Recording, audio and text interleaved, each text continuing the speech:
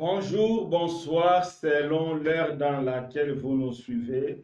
Que notre Dieu soit béni pour ce temps merveilleux dans sa présence, pour écouter sa pensée, pour avoir ses directives dans le cadre de l'édification de tous. Donc, sans tarder, nous allons prier, implorer la grâce de Dieu, demander l'assistance de Dieu parmi nous. Élevons nos voix. Éternel Dieu des armées, nous avons besoin de toi. Nous avons besoin de ton aide. Nous avons besoin de ton assistance. Nous avons besoin d'être dirigés par toi, d'être conduits par toi. Nous avons besoin, ô Dieu, que tu nous montres le vrai chemin. Éternel Dieu des armées, sois attentif. Merci de parler à chacun de nous. Merci de nous guider. Merci de nous avertir. Merci Seigneur, prends l'autorité à travers ce moment. Sois béni Seigneur, au nom de Jésus-Christ. Amen. Amen. Donc, d'abord, on s'excuse pour ce retard de presque 48 minutes, presque 50 minutes. Donc c'était vraiment le problème d'organisation.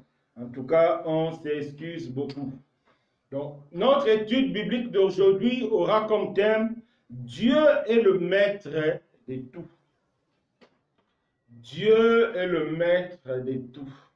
C'est quelque chose de très important à comprendre. Beaucoup de chrétiens ont des difficultés à vivre leur foi. Beaucoup de chrétiens ont des difficultés à expérimenter parce que beaucoup oublient, parce que beaucoup ne se rendent pas compte que Dieu est le maître de tout. Il est vrai, nous vivons des moments difficiles, des situations difficiles. Mais cela ne va pas nous faire oublier que notre Dieu, il est le maître de tout. Notre Dieu, c'est celui qui contrôle tout. C'est important. Parce qu'une fois on oublie que notre Dieu est le maître de tout, cela nous poussera à prendre des décisions qui vont nous coûter cher. Cela nous poussera à prendre des décisions qui vont nous écarter à sa volonté. C'est pourquoi c'est vraiment important de réaliser que notre Dieu, il est le maître de tout. Notre Dieu, il est celui qui contrôle tout. Donc nous allons prendre nos Bibles dans le livre d'Exode, Exode 20. On va voir quand Dieu donnait les 10 commandements. Exode 20, versets 1 à 2. Donc, comme c'est l'étude biblique, on va prendre nos Bibles. Donc, Exode 20, versets 1 à 2. Alors, Dieu prononça toutes ces paroles en disant, « Je suis l'Éternel, ton Dieu, qui t'a fait sortir du pays d'Égypte, de la maison de servitude. » C'est très important. Le dimanche passé, Dieu nous a parlé quand il nous a parlé de l'église de Smyrne. Le Seigneur s'est présenté, il est le premier, il est le dernier. Il est celui qui était mort, celui qui est revenu à la vie. C'est très important. Quand Dieu se présente, c'est pour transmettre un message. Ici, Dieu se présente, il dit, je suis l'Éternel, ton Dieu. C'est lui qui t'a fait sortir de la maison de servitude. Donc c'est moi qui est le maître de l'histoire.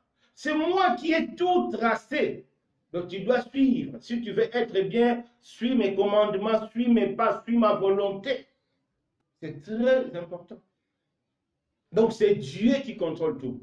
Il est vrai, même la Bible reconnaît que des fois nos yeux peuvent avoir l'impression que Dieu ne contrôle pas tout. Quand on voit tout ce qui se passe autour de nous, quand on voit des guerres, des tremblements de terre, quand on voit des pandémies, on voit tout ce qui est autour de nous. Quand on voit certains pays qui sont pauvres, en proie à des difficultés énormes, il y a des guerres, on peut se demander, est-ce que Dieu existe vraiment? On peut se demander, est-ce que Dieu contrôle vraiment tout? Parce que si Dieu contrôlait tout, pourquoi il permet que dans certains pays qu'il y ait de tels désastres? Non, Dieu contrôle tout. Mais si aujourd'hui il y a des désastres et il y a des guerres, c'est à cause de l'homme. c'est le cœur de l'homme, c'est à cause du péché. C'est le péché de l'homme qui pousse l'homme à détruire. C'est le péché qui nous pousse à se détruire les uns les autres. S'il y a des guerres, s'il y a des difficultés, s'il y a des soucis, c'est à cause du péché. Ce n'est pas à cause de Dieu. Dieu contrôle tout. Dieu est le maître de tout. C'est très important. C'est pourquoi Dieu se présentait ici en donnant les 10 commandements aux enfants d'Israël. Il a commencé par dire, je suis l'Éternel. Donc, c'est lui, l'Éternel, c'est lui qui n'a ni début, c'est lui qui n'a ni fin. Donc, personne ne peut le comprendre. Il contrôle tout. C'est moi qui te fais sortir de la maison de servitude. C'est-à-dire, Israël, quand tu étais dans les difficultés, quand tu étais sous la domination de Pharaon, c'est moi qui est venu te chercher. C'est pareil avec moi. Aujourd'hui, la maison de servitude pour toi peut être le souci quotidien. La maison de servitude pour toi peut être les difficultés de réaliser les projets, les difficultés de réussir, les difficultés de se marier, les difficultés de gauche à droite, c'est-à-dire tout ce qui nous empêche d'évoluer, tout ce qui nous empêche d'aller loin, c'est ça la maison de servitude. Comme Israël en Égypte, ils ne pouvaient rien, donc ils étaient vraiment maltraités par les Égyptiens. Donc ils étaient coincés par les Égyptiens. Mais Dieu a dit, c'est moi qui t'ai sorti de là.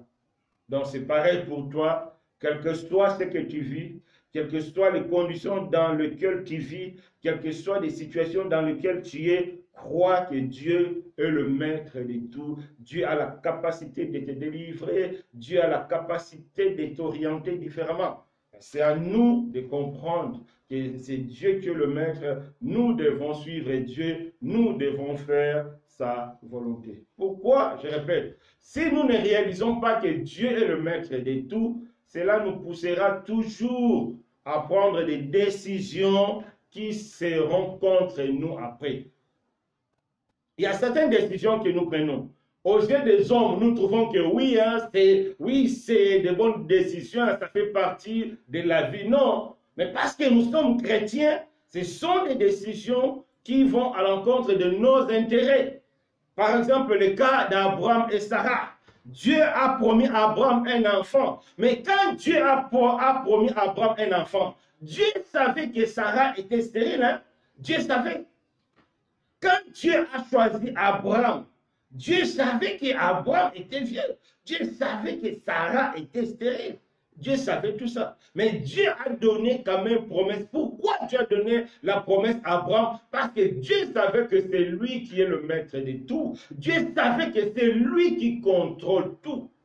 Même si l'âge de Sarah est avancé, même si la médecine a dit que non, tu es stérile, c'est impossible. Ça, c'est la médecine. Laisse les médecins faire leur travail. Laisse la science faire son travail. Mais toi, chrétien, suis la parole de Dieu. Toi, chrétien, repose-toi sur la parole de Dieu. Parce que c'est Dieu qui est le maître. J'aime toujours dire, le premier médecin, il est né, il a trouvé le monde. Le premier scientifique, il est né, quand il est né, il a trouvé le monde. Donc, le premier gynécologue, quand il est né, il avait trouvé la femme. Donc, personne. C'est Dieu qui contrôle tout. Amen. Donc, on voit le cas de Sarah et Abraham. Dieu a promis à Abraham un enfant.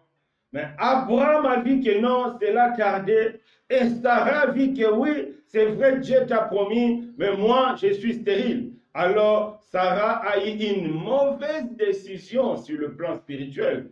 Peut-être sur le plan humain, on peut penser que oui, c'était le seul moyen d'avoir un héritier. Mais sur le plan spirituel, c'était une mauvaise décision parce que nous, chrétiens, nous ne devons pas nous reposer sur ce qui est visible. Nous, chrétiens, nous ne devons pas nous reposer sur la logique humaine. Non, nous, chrétiens, nous devons nous reposer sur la parole de Dieu.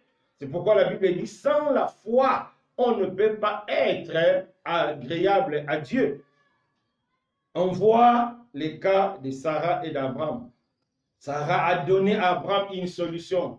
parce que moi je suis stérile, parce que tu as la promesse de Dieu. Ne te dérange pas, va avec ma servante, à travers la servante, on aura un héritier. Malheureusement, Abraham est parti, et comme j'ai dit au début, toute décision qui n'est pas de la volonté de Dieu aura toujours des conséquences, tôt ou tard. Espérons même avoir des conséquences ici, qu'avoir des conséquences au ciel.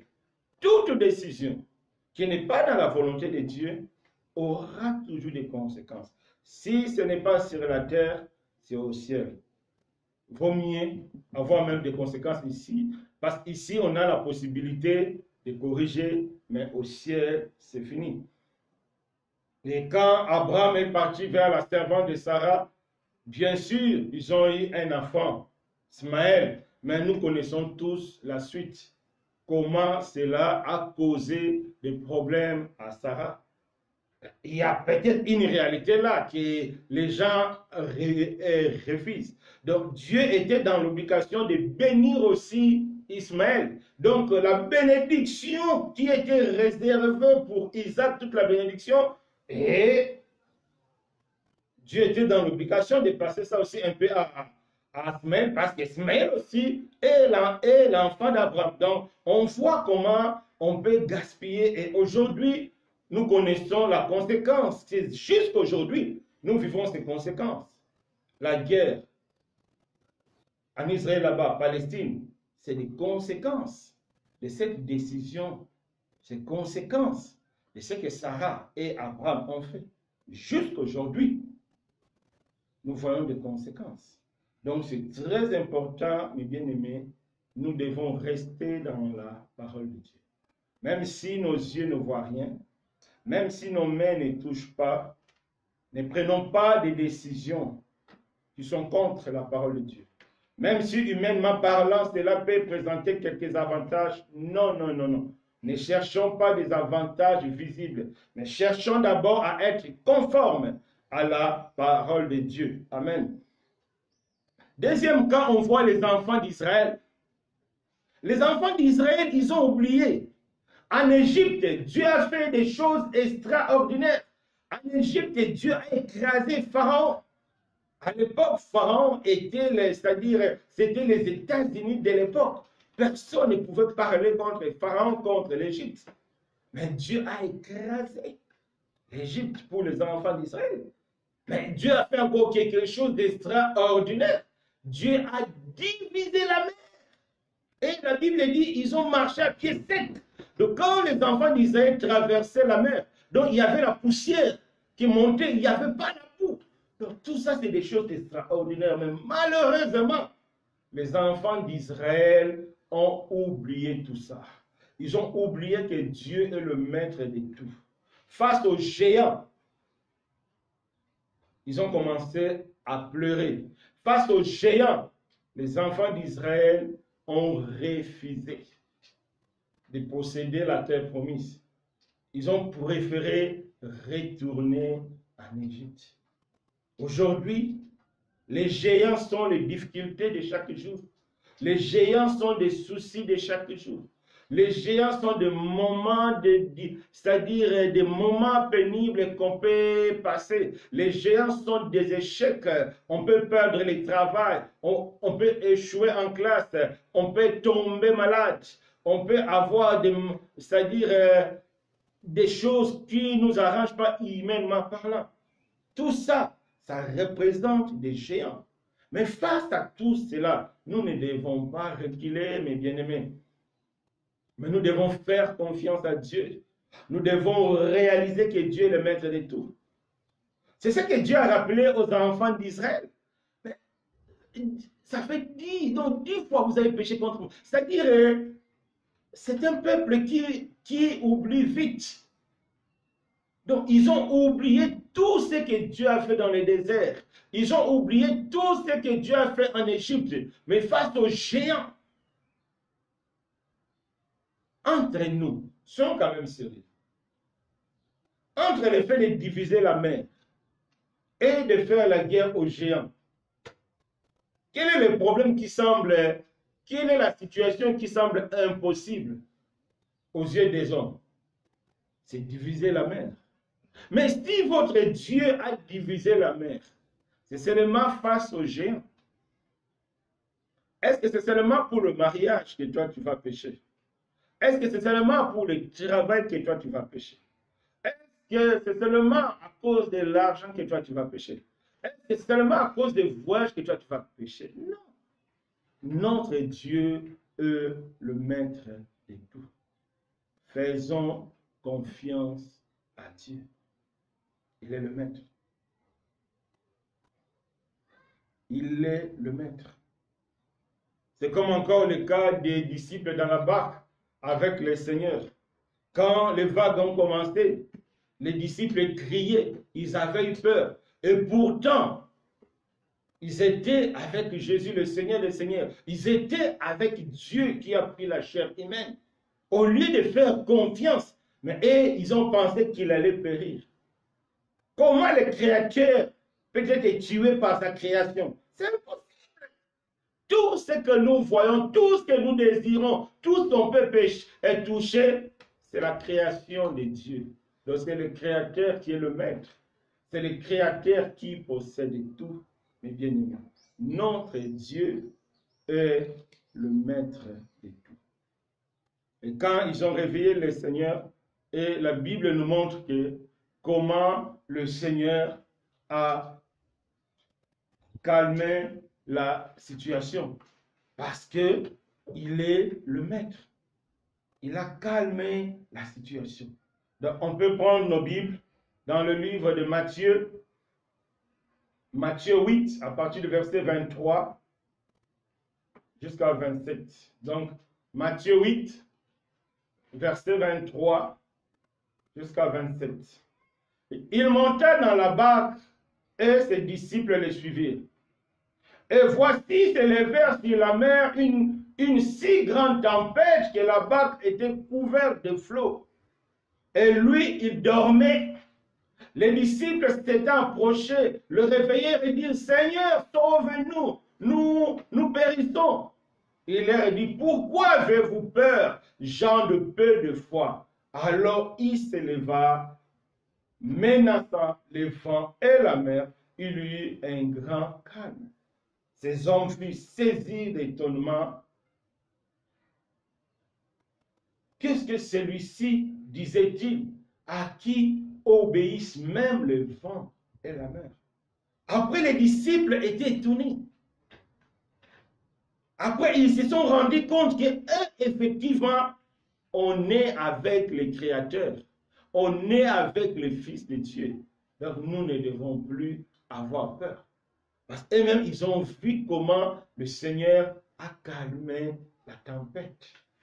Je ne sais pas la tempête de ta vie. Je ne sais pas qu'est-ce qui te dérange. Je ne sais pas tes soucis. Mais tout ce que je sais, Jésus a la capacité de te calmer. Jésus a la capacité de te donner la solution. Tu vas me demander, mais pourquoi depuis je prie, je ne vois rien? Pourquoi je pleure, je ne vois rien? Laisse-moi te dire. Dieu agit. Dieu n'agit pas parce que tu as pleuré. Hein? Dieu n'agit pas parce que tu as crié. Dieu agit premièrement à cause de son nom. Parce que son nom est fidèle. Dieu agira. Donc, au moment opportun, c'est une notion très importante. Le temps, c'est quelque chose de très important pour Dieu. Dieu n'agit pas pour agir, mais Dieu agit toujours pour notre bien. C'est pourquoi il agit toujours au moment opportun. Tu peux pleurer, pleurer, pleurer, pleurer, mais un jour, Dieu se souviendra de toi. Parce que la Bible nous dit, devant Dieu au ciel, il y a une coupe là où il y a la prière des saints. Donc, mes bien-aimés, il ne faut pas vous décourager. Quand vous pleurez, quand vous criez, tout est stocké dans la présence de Dieu. Chaque jour, vos voix résonnent dans la présence de Dieu. Chaque jour, vos voix pleurent dans la présence de Dieu. Et Dieu écoute. Au moment opportun, il descendra. Au moment opportun, il se souviendra de vous, comme les enfants d'Israël. Ils ont fait 4 siècles en Égypte. Dans la souffrance, ils criaient. Mais au moment opportun, quand leur coupe était débordée, continuez à prier, continuez à pleurer. Les jours où ta coupe débordera dans la présence de Dieu, les jours-là, tu verras la gloire de Dieu. Amen. Parce que notre Dieu est grand. Parce que notre Dieu est le maître de tout. C'est que le Seigneur a dit aux disciples, l'homme de peu de foi. Donc, tout ce que nous avons besoin, c'est vraiment avoir la foi. Donc, beaucoup de personnes, beaucoup de chrétiens, des fois, sont à côté de la grâce de Dieu. Pourquoi? Parce que tout simplement, parce que nous oublions que Dieu est le maître de tout. Et nous voulons seulement chercher des raccourcis.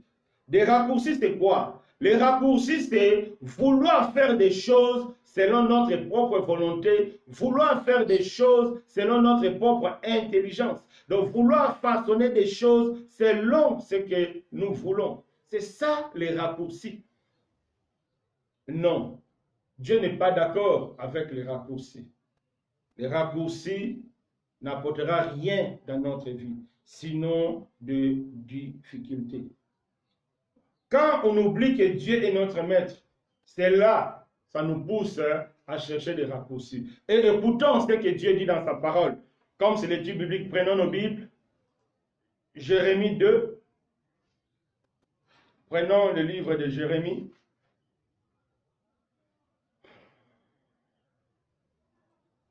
Jérémie 2.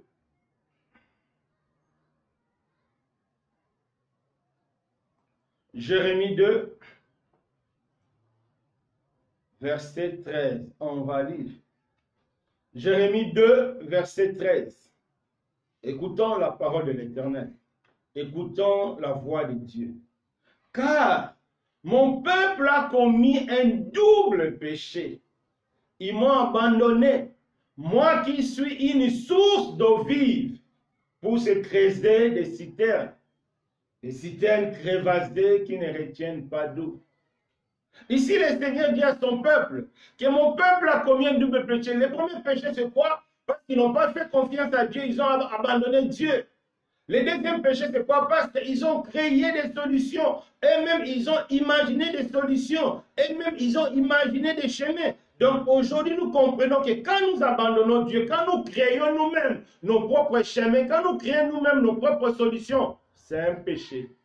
Dieu appelle ça un péché, un double péché. Au lieu de faire confiance à Dieu, toi-même, tu crées tes propres solutions. Ce n'est pas bon. Nous ne devons pas créer nos propres solutions, mais nous devons mettre notre confiance à Dieu. Parce que nos propres solutions nous amèneront nulle part. Et la Bible dit quoi? Ils ont créé des citernes, donc des solutions, mais des solutions qui ne vont rien donner. Des citernes crevassées qui ne peuvent pas retenir d'eau. C'est comme tu as pris un bassin troué qui a beaucoup de trous et tu mets l'eau dedans. Donc, tu vas passer le temps à prendre d'eau, mais tu n'auras jamais d'eau dans cette bassine-là, tout simplement parce que c'est troué. C'est ce que Dieu veut nous faire comprendre.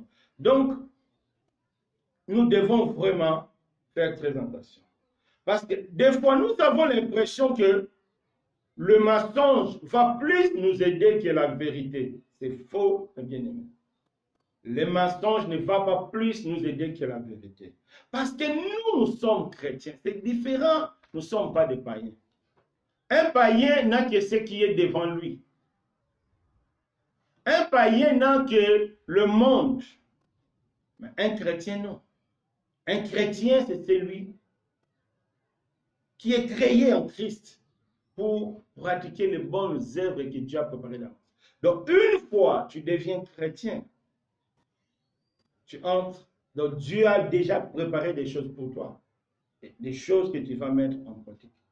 Donc, ne pensons jamais que le mensonge peut nous aider mieux que la vérité. Non, seule la vérité nous aidera. La fraude, l'hypocrisie, le mensonge, la jalousie, toutes ces choses-là, ça ne nous aidera jamais. Prenons un cas biblique, Ananias et Saphira, qui apparemment, ils avaient besoin d'argent.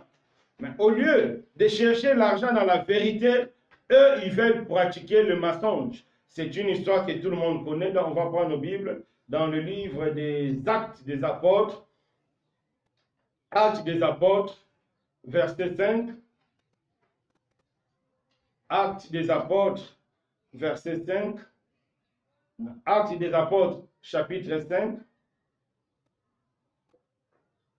On va dire, attends, la connexion, donc, Actes des Apôtres, chapitre 5, à partir du premier verset, donc, on va lire, Actes des Apôtres, chapitre 5. Mais un homme nommé Ananias, avec Saphira, sa femme, vendit une propriété et retint une partie du prix, les déposa aux pieds des apôtres. Pierre lui dit, Ananias, pourquoi Satan a-t-il rempli ton cœur au point que tu mentes au Saint-Esprit, que tu aies retenu une partie? S'il n'eût pas été vendu, n'intéressait-il pas? Et après qu'il a été vendu, le prix n'était-il pas à ta disposition? Comment as-tu pu mettre en ton cœur un pareil dessein? Ce n'est pas des hommes que tu as menti, c'est à Dieu. Ananias, en attendant ces paroles, tomba, expira, une grande crainte saisit tous les auditeurs. Le jeune dans ces temps levé, l'enveloppèrent, l'emportèrent et l'ensevelirent. Ici, c'est l'histoire d'Ananias et Saphira.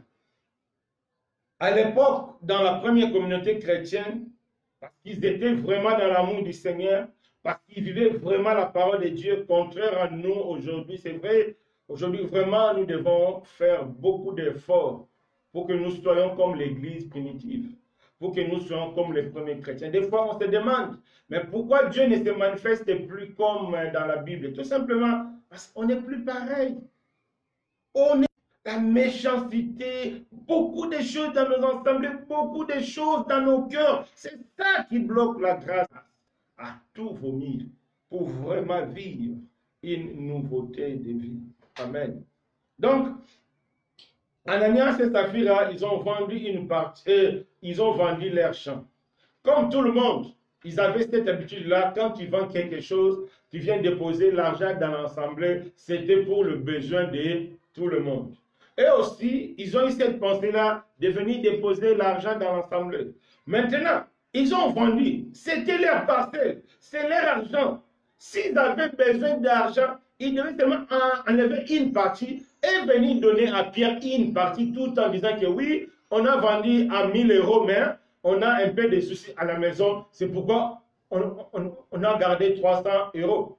Ça allait passer, ça c'est la vérité. Mais eux, ils ont décidé de mentir. Ils ont décidé de garder une partie d'argent. Et Pierre a dit, Ananias et Saphira, vous avez mal fait. Ce n'est pas à des hommes que vous avez menti, mais c'est à Dieu, c'est au Saint-Esprit. Et ils sont tombés, ils sont morts.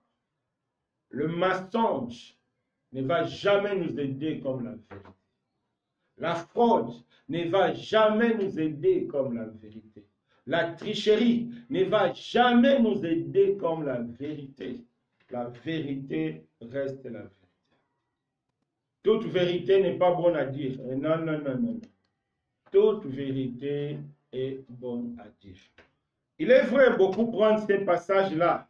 Il ne faut pas être juste annexé. Cela ne veut pas dire qu'il faut mentir, non. C'est-à-dire qu'il faut bien pratiquer ta justice. Parce qu'il y a des gens qui exagèrent, non. Il faut bien pratiquer ta justice à des limites selon la justice de Dieu. Donc, ne pas être juste, en effet, beaucoup pensent que non, on peut aussi mentir un peu. Parce que j'entends beaucoup de personnes dire ça. Oui, la Bible dit, il ne faut pas être juste en excès. Cela ne veut pas dire il faut mentir. Non, cela veut dire il faut appliquer la justice selon le terme de la justice. Il ne faut pas faire en excès.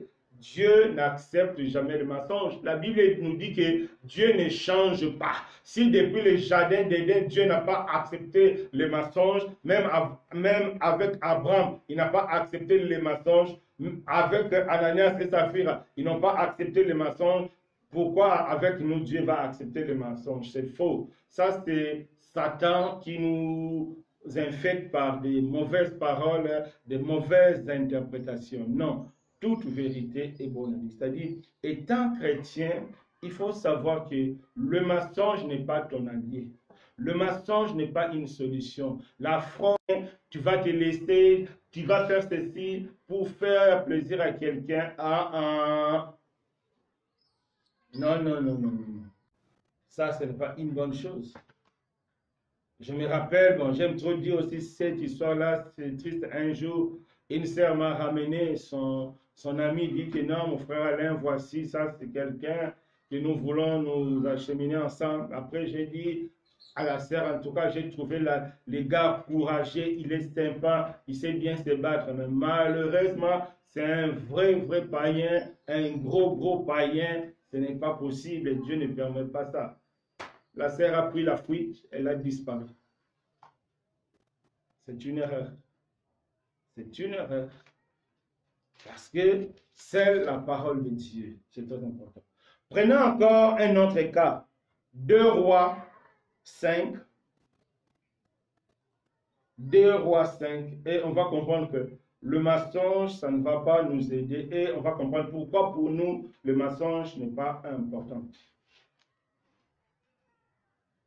2 Rois. 2 Rois 5. 2 Rois 5 à partir du verset 20.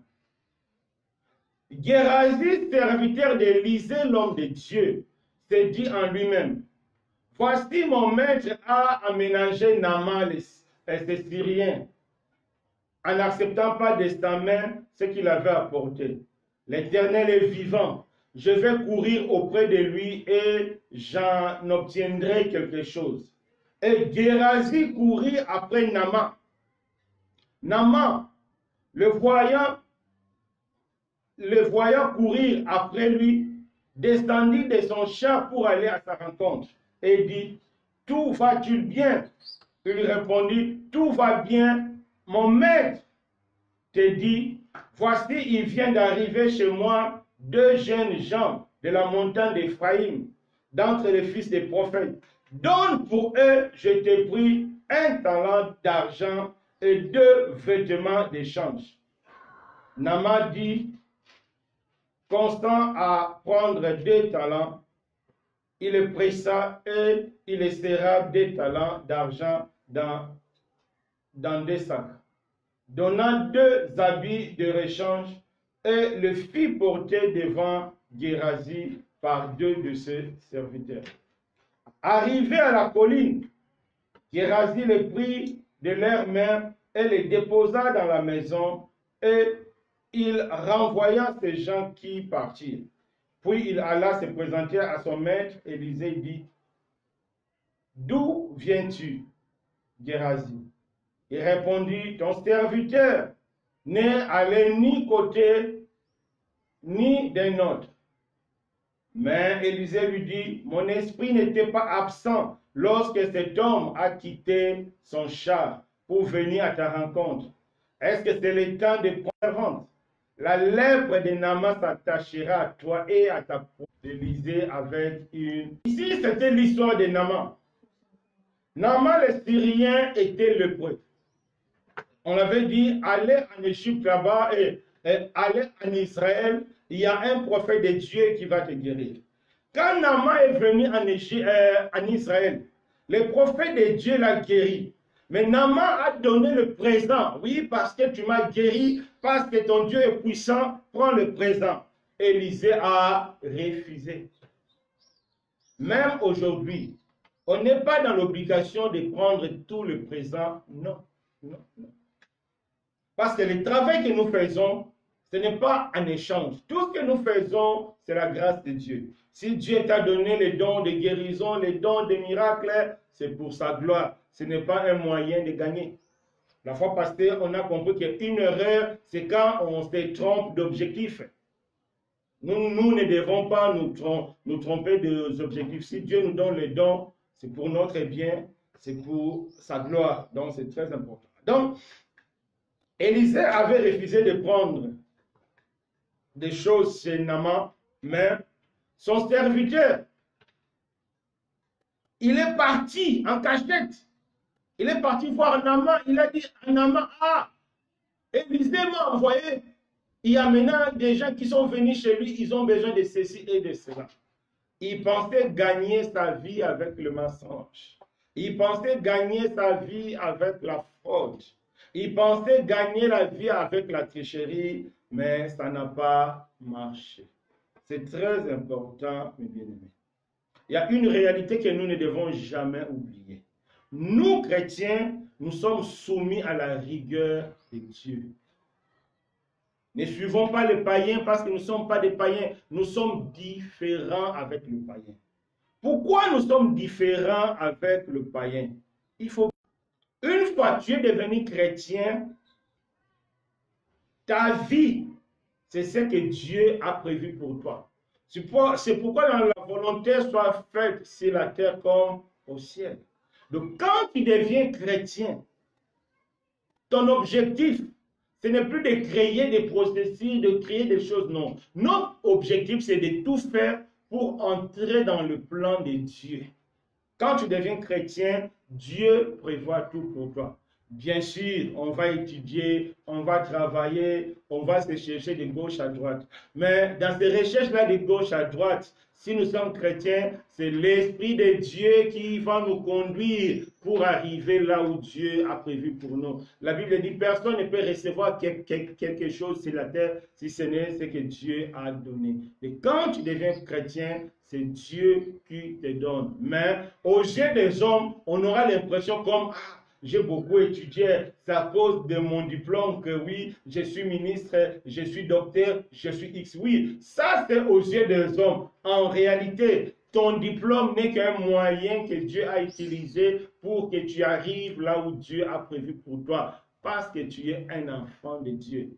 Ta vie ne dépend pas des circonstances que nous vivons. Ta vie est dirigée par Dieu. On peut prendre Jérémie 29, verset 11. Jérémie 29, verset 11.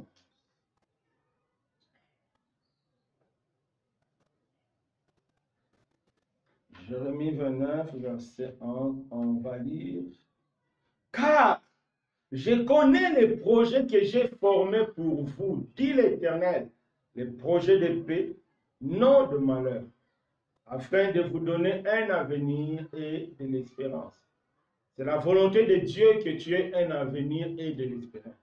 Bien sûr, nous tous, nous ne serons pas pareils. Il ne faut pas écouter ce que les gens disent que non, vous serez riches et tout chrétien sera riche, c'est faux. Ça sont des histoires. Dieu n'a jamais dit ça que tout chrétien sera riche, mais Dieu a dit, nous aurons un avenir et de l'espérance. C'est-à-dire, Dieu nous donnera de quoi vivre en fonction de sa volonté. Ne soyons jamais pressés comme des païens, tout simplement parce que les païens n'ont que le monde. Les païens n'ont que leurs bras. Les païens n'ont que leur expérience. Mais nous avons Dieu qui a un plan pour nous. Prenons le cas d'Abraham et Lot. Abraham et Lot, ils avaient beaucoup de biens. Ils ne pouvaient plus vivre ensemble. Abraham a dit à Lot, si tu pars à gauche, moi je vais à droite. Si tu pars à droite, moi je vais à gauche. Pourquoi Abraham a dit ça? Toi, si tu pars à gauche, moi je vais à droite. Et pourtant, Abraham, en fait, il avait besoin de la verdure. Mais Abraham savait que Son avenir, c'est dans la promesse de Dieu. Son avenir, c'est pour toi, mon frère. Notre avenir, si toi et moi, nous sommes chrétiens, notre avenir, c'est dans la présence de Dieu. C'est important de vivre ces choses. Notre avenir, c'est dans la présence de Dieu. Nulle part ailleurs que dans la présence de Dieu. C'est très important. Donc, Abraham a dit à Lot, tu pars à gauche, je vais à droite. Tu pars à droite, je vais à gauche. Mais Lot, au lieu aussi de faire comme Abraham, d'espérer en Dieu, la Bible nous dit, Lot a regardé la verdure et dit, ah, c'est là-bas la verdure. C'est-à-dire, Lot a usé de l'égoïsme. Il veut tout prendre pour lui-même. Lot a choisi la fertilité visible. Il avait oublié que c'est là où étaient Sodome et Gomorrhe. Pourquoi j'ai dit, quand on oublie que c'est Dieu qui est le maître de tout, on sera amené à prendre des décisions qui vont nous coûter cher. On a vu Ananias et Saphira. On a vu Gérasie, le serviteur d'Élisée. La Bible dit, quand il est parti prendre ses vêtements, il est venu. Élisée a dit, Gérasie, quand tu es parti, je t'avais à l'œil. Il a oublié qu'il avait affaire à un véritable prophète de Dieu qui voyait tous les voyants de Dieu. Quand Gérasie est parti mentir chez Naaman, que non, Élisée m'a envoyé. C'est vrai, Naaman a donné le bien à Gérasie. Il vient se présenter devant son maître tout en faisant semblant, c'est comme s'il ne s'est pas déplacé. Il a oublié comme Pierre, vous n'avez pas affaire aux hommes, mais vous avez affaire à Dieu. Quand tu mens, tu ne mens pas devant les hommes, tu ne mens pas, mais c'est à Dieu que tu offenses. Parce que tu es chrétien, parce que tu veux marcher avec Dieu, tu es différent de païens. Ton avenir est entre les mains de Dieu. Oui, c'est vrai, on peut passer des moments difficiles, mais on a vu que Gérasie a eu la lèpre. La maladie que Naaman a guérie, et la maladie que Élisée avait guérie, Naaman par la grâce de Dieu, cette maladie est retournée chez Gérasie, tout simplement parce que Gérasie a menti. Je répète encore, le mensonge ne nous servira jamais comme la vérité. Non. La fraude ne va jamais nous aider comme la vérité. Non, non, non. La désobéissance, l'impureté, l'impudicité ne va jamais nous aider comme la sanctification. Vivre selon les temps présents, c'est que nous ne considérons pas que Dieu est le maître de tout. Mais si nous considérons que Dieu est le maître de tout, et là on voit avec Abraham et Lot, Lot est parti selon ce qu'il voyait, mais Abraham est resté dans la foi. C'est quoi la foi? La foi, c'est le fait de choisir de vivre selon la logique de Dieu, pas selon la logique des hommes. La foi, c'est faire la différence. On voit comment Abraham a fait la différence. Il est vrai, Abraham avait aussi besoin de la terre, avait aussi besoin de la verdure pour ses animaux. Mais Abraham savait que c'est Dieu qui allait prendre soin de lui. Quand tu es dans des difficultés, quand tu es dans des défis, si tu ne fraudes pas, tu n'auras pas ça. Si tu ne cèdes pas, tu n'auras pas ça. Si tu ne fais ça, tu n'auras pas ça. C'est là où Dieu veut se glorifier. C'est là il faut dire non et s'attendre à Dieu. Il est vrai, Satan viendra te souffler. Ah! Avec Dieu, on va rater certaines choses de ce monde. Mais Satan ne te dira jamais qu'est-ce que tu vas gagner. Satan te dira seulement ce que tu vas rater. Ah, si tu suis ce monsieur, tu vas rater ce ciel. Tu sais que lui, il est marié, non? Ah, tu le suis pas. Si tu le suis, tu vas rater. C'est ce que Satan nous dit. Satan nous montre seulement ce qu'on va gagner et non ce qu'on va perdre. Mais il ne te dira jamais ce que tu vas gagner. Mais c'est Dieu qui te dira ce que tu vas gagner. Quand tu es dans l'obéissance, tu gagnes Dieu. Et quand tu as Dieu, tu as tout. C'est-à-dire, au moment opportun, Dieu te donnera ce que ton cœur en fonction de la logique humaine, en fonction de la réalité humaine. Des fois, certaines personnes me disent, frère Alain, mais il faut être réaliste. Non, nous chrétiens, nous ne sommes pas appelés à être réalistes. Nous sommes appelés à être obéissants. Et Dieu prendra soin de nous parce que c'est Dieu qui est le maître. Un autre cas, on voit quand Israël demande un roi. Dieu était fâché. Pourquoi Israël a demandé un roi? Israël a demandé un roi tout simplement parce qu'Israël a vu que les autres nations, ils avaient un roi devant eux et quand ils partaient faire la guerre, le peuple était derrière le roi pour l'applaudir.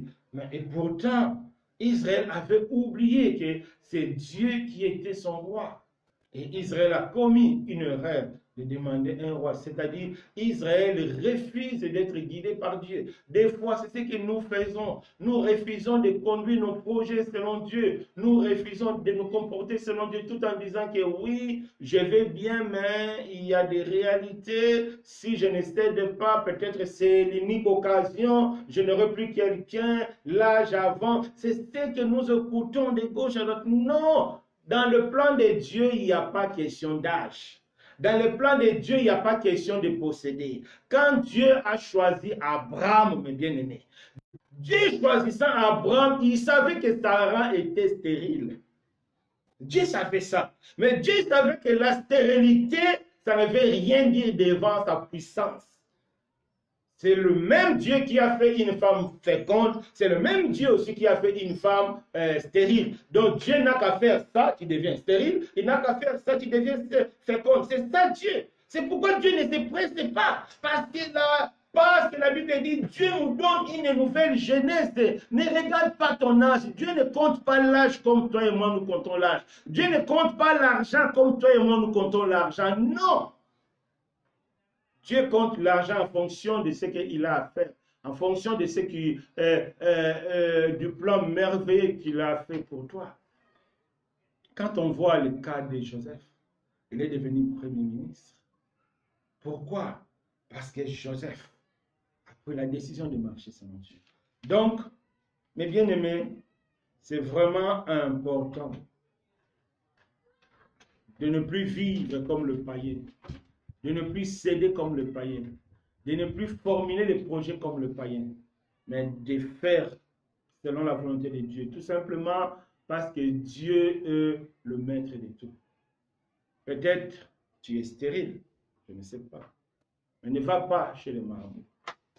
Ne va pas courir derrière prophète et prophète. Entre dans ta chambre, implore la grâce de Dieu. Si Dieu t'a appelé à avoir un enfant, tu auras un enfant. Amen. Quelle que soit la situation que tu traverses, ne regarde pas. Des fois, on peut avoir l'impression que Dieu est loin de nous à cause de tout ce que nous traversons. Prenons le cas de Job. À un moment, Job pensait qu'il était vraiment loin de Dieu. Et pourtant, il était aussi si proche qu'il n'a jamais été. Quand il souffrait, il était avec Dieu. Dieu était là, tout était sous contrôle. Tout était sous contrôle. C'est très important. Dieu ne t'a pas oublié. C'est vrai, il y a des soucis. C'est vrai, il y a des difficultés. C'est vrai. Nous pensons à des moments difficiles. Comme j'ai dit, quand j'étais à Kinshasa, comme je me demandais, mes frères de Kinshasa, pour vivre dans la foi, ça leur demande plus d'efforts, plus que nous. Peut-être nous, 2 fois, mais eux peut-être 5 ou 6 fois. Pourquoi dimanche, Dieu nous a dit, nous devons toujours prier pour nos frères qui sont dans de tels pays, dans de telles situations. Parce que la fraude est devenue monnaie courante. La fraude est devenue une réalité. Mais étant chrétiens, nous ne devons pas nous conformer. C'est vrai, c'est difficile. Des fois, certains vont dire que oui, c'est très facile à dire. Oui, je sais, mais c'est ce que Dieu nous demande. Pourquoi Dieu nous demande? Parce qu'il est le maître de tout. Donc, mes bien-aimés, quels que soient tes projets, quels que soient tes soucis, quel que soit ce que tu as, ne cédons pas au péché. Non. Ne pense pas que le mensonge pourra nous aider. Non. Ne pense pas que la fraude pourra nous aider. Non. Ne pense pas que l'impudicité pourra t'aider pour obtenir un vrai poste. Non. Aux yeux des hommes, tu peux penser que tu as obtenu. Mais aux yeux de Dieu, tu as raté. Avoir un poste, mais ce n'est pas ce que Dieu a prévu pour toi. Pour terminer, prenons nos Bibles. Ésaïe 22. Ésaïe 22. À partir du verset 15, on va lire. Ésaïe 22. À partir du verset 15. Ésaïe 22, verset 15.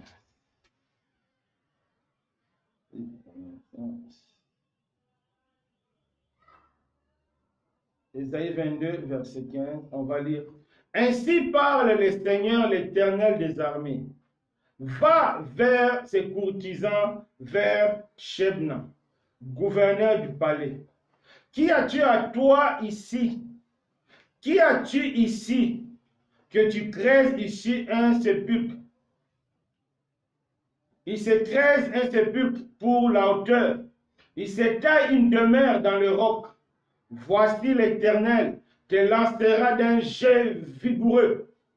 Il t'enveloppera comme une pelante. Il te fera rouler comme une balle sur la terre spacieuse. Là tu mourras. Là sera tes chars magnifiques. Ô toi le pauvre de la maison de ton maître. Je te chasserai de ton poste. L'Éternel t'arrachera de ta place. Ilkija. Je le scindrai de ta ceinture et je remettrai ton pouvoir entre ses mains. Il sera un père pour les habitants de Jérusalem et pour la maison de Juda. Je mettrai sur son épaule la clé de la maison de David. Quand il ouvrira, nul ne fermera. Quand il fermera, nul dans un lieu sûr. Et il sera un siège de gloire pour la maison de son père. Il sera le soutien de toute la gloire de la maison de son père, des rejetons nobles et ignobles, de tout le petit ustensiles de bassin comme des vases. En ce jour-là, dit l'Éternel des armées, les clous enfoncés dans un lieu sûr sera enlevé, il sera abattu et tombera, et le fardeau qui était sur lui sera détruit, car l'Éternel a parlé. Ici, il y a deux personnes. Il y a Shebna et Eliakim. Shebna, il était un païen, il était désobéissant, mais il avait un poste. Il préparait son avenir. Il était dans le palais, gouverneur du palais. Il faisait tout. Il pensait que le monde était à lui. Mais Dieu l'a dit, hé Shebna, tu n'as rien ici. Je vais placer mon serviteur. Quand je vais le placer, personne ne peut l'enlever. Mais bien aimé, peut-être la situation dans laquelle tu es en train de vivre, c'est la préparation de Dieu. Parce que Dieu a une place pour toi, mais le temps n'est pas encore arrivé. La notion du temps, c'est une notion très importante. Dieu fait toutes choses à son temps. C'est pourquoi il a pris 25 ans ou plus pour donner à Abraham Isaac. Il a pris 4 siècles, il a laissé Israël dans les difficultés. Il a pris tout le temps, 2000 ans avant de nous donner un Messie. Quand Dieu intervient, il n'intervient qu'au bon moment. Comme ici, Dieu nous montre, c'est-à-dire, Eliakim, peut-être, c'est rien. Regarde Shebna, il construit sa maison. Regarde Shebna, il a des voitures. Il fait beaucoup de choses. Or, il avait oublié que tout ce que Shebna faisait, en réalité, il faisait ça pour lui préparer. N'enviez pas ton serviteur, n'enviez pas, n'enviez pas ton directeur, n'enviez pas celui qui est devant toi, n'enviez pas celui qui a plus que toi. Non, regarde à Dieu. C'est Dieu prépare ce qu'il a prévu pour toi. Donc, mes bien-aimés, notre Dieu est le maître de tout. C'est quelque chose à ne pas oublier. Si nous oublions cela, c'est ça qui nous pousse à prendre des décisions qui vont nous coûter trop cher après. Et deuxième chose, nous ne sommes pas des païens, nous devons agir différemment. Le mensonge n'est pas notre allié. Le mensonge ne nous aidera pas comme la vérité. Que Dieu nous fasse grâce. Je ne sais pas s'il y a des questions. poser des questions. Donc, s'il y a des questions, je vais voir s'il y a des questions. Je vais voir s'il y a des questions, s'il y a des questions. Et comment faire? Là, je vais voir s'il y a des questions. Non, non, non. Apparemment, il n'y a pas. Est-ce qu'il y a des questions ici, ici, le verbe de saint? Donc, il n'y a pas de questions.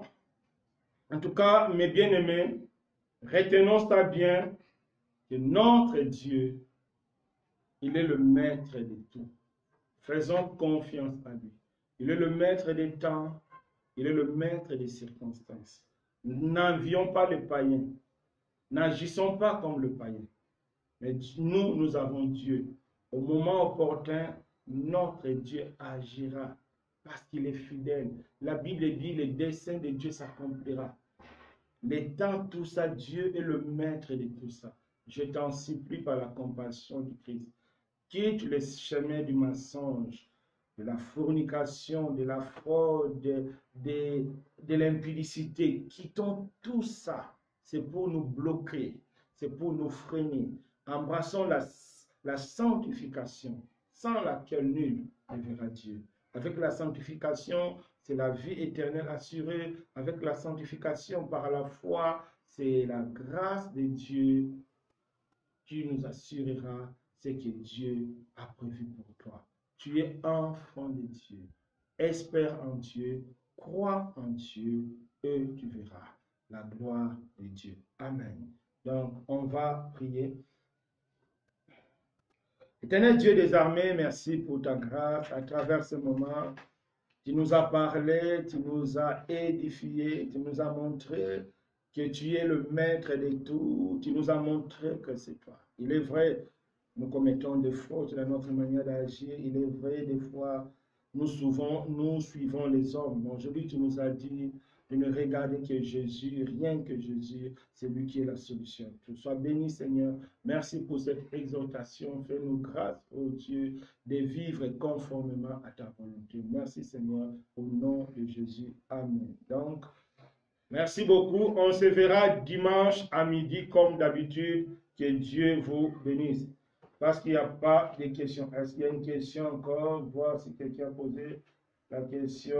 Non, non, non, il n'y a pas de question. Donc, que Dieu nous bénisse.